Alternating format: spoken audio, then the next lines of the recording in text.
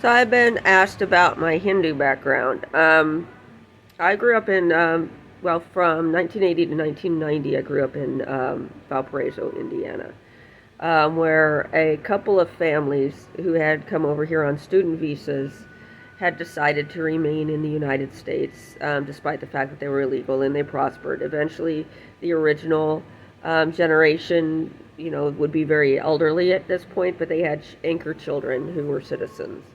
And I was woke up at night to do many different things, including all of the different crafts and stuff like that that are posted on YouTube.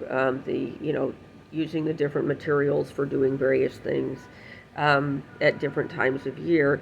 My guru would then be invited to all of these things because, to make it a festive social event, there had to be people there. But they didn't like racial mixing. But during the holidays, they would bring the Japanese in and stuff like that. Um,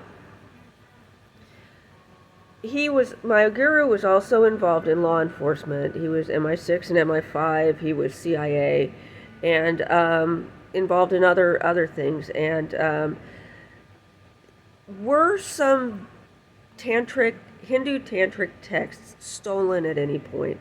Were they being trafficked at any point? I'm sure there were lots of books out there. Were things happening in regards to that are on record?